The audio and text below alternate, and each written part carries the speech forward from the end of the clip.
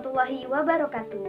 Kami dari kelompok 3 akan mempresentasikan mengenai pengantar jaringan komputer. Untuk materi yang pertama akan disampaikan oleh Saudari Suci. Kepadanya dipersilahkan. Baiklah, di sini saya Suci Wulandari akan menjelaskan definisi jaringan komputer.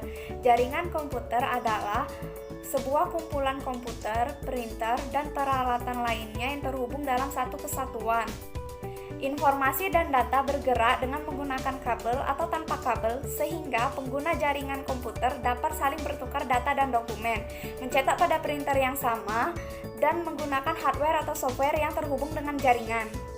Jaringan komputer adalah jaringan telekomunikasi yang memungkinkan antar komputer untuk saling bertukar data. Tujuan jaringan komputer adalah agar dapat mencapai tujuannya.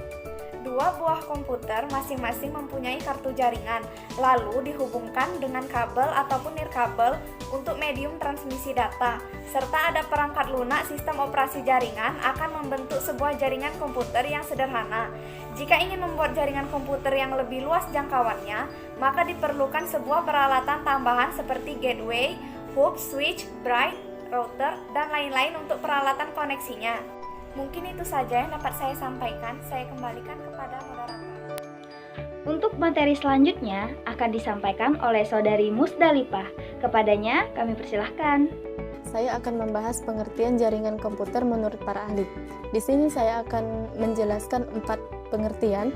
Yang pertama menurut Melwin Shafrizal dari Amikom Yogyakarta menyebutkan, pengertian jaringan komputer adalah himpunan interkoneksi antara dua komputer autonomous atau lebih yang terhubung dengan media transmisi kabel ataupun tanpa kabel, yang biasanya disebut dengan wireless.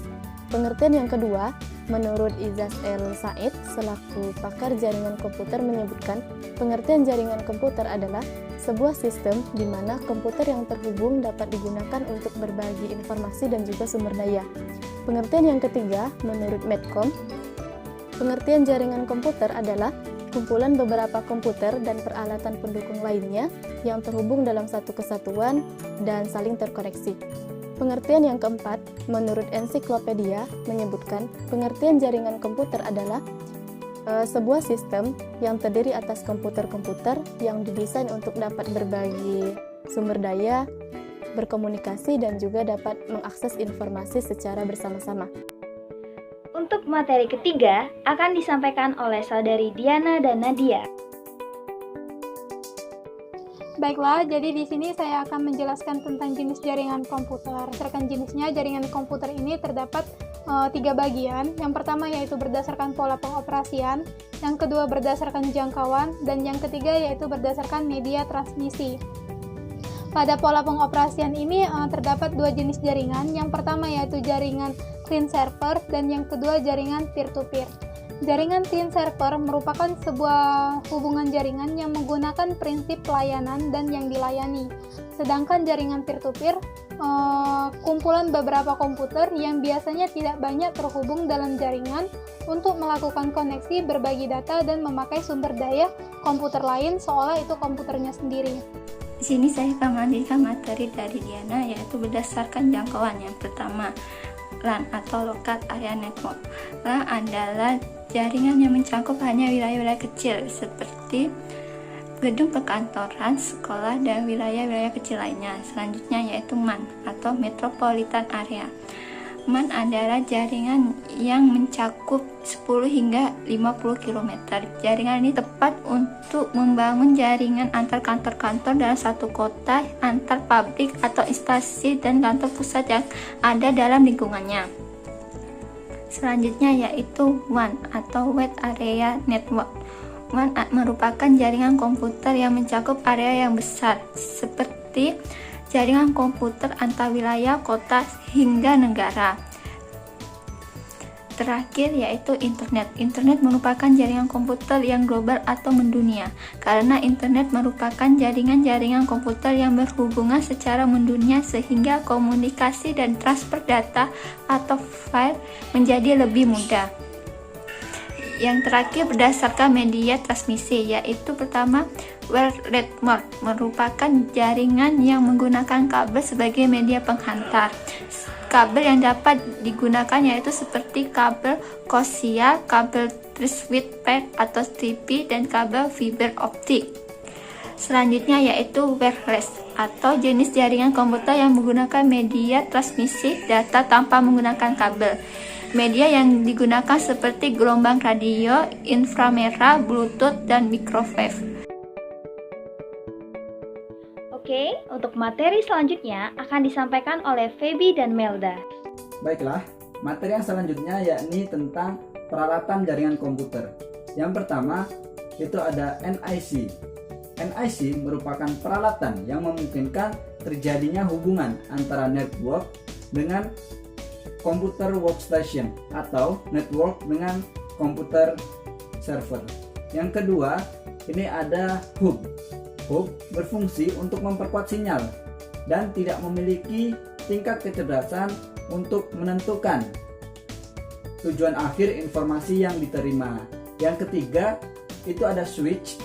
Cara kerja switch hampir mirip dengan bridge, yaitu mampu untuk mengenal alamat MIC. Dan yang keempat, itu router.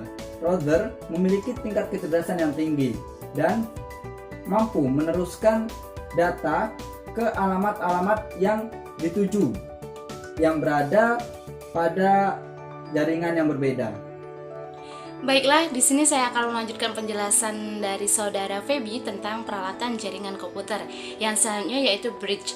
Bridge adalah perangkat yang berfungsi menghubungkan beberapa jaringan terpisah, baik tipe jaringan yang sama maupun yang berbeda.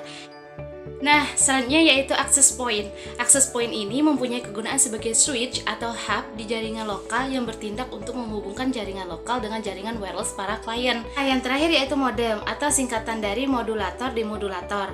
Fungsinya mengubah sinyal digital komputer menjadi sinyal analog yang dapat dikirim lewat jaringan telepon dan sebaliknya.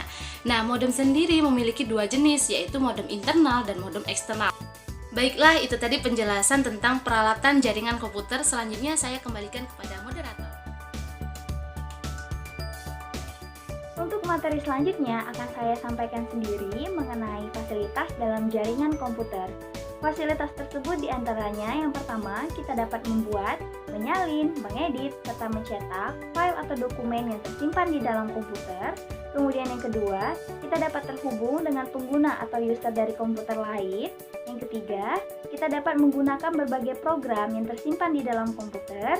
Dan yang keempat, kita dapat menggunakan komponen tambahan atau periferal yang tersimpan atau terinstal pada komputer lain. Untuk materi selanjutnya, itu akan disampaikan oleh saudari Amel dan Yunziro. Kepadanya kami persilahkan. Baiklah, di sini saya akan menjelaskan mengenai komponen-komponen penting dalam jaringan komputer. Yang pertama adalah transfer data. Dalam melakukan transfer data antar komputer, biasanya terjadi proses enkapsulasi atau proses file yang didownload oleh klien dan dekapsulasi atau penyusunan file yang pecah kemudian utuh lagi. Yang kedua adalah HTTP atau Hypertext Transfer Protocol. Pada umumnya digunakan untuk halaman web. Biasanya HTTP ini menggunakan port 80 untuk melakukan transfer data. Yang ketiga adalah FTP atau File Transfer Protocol. Nah, biasanya bertugas untuk menangani proses download dan upload dari komputer. Dan yang keempat adalah SMTP atau Simple Mail Transfer Protocol yang berfungsi untuk mengirimkan email.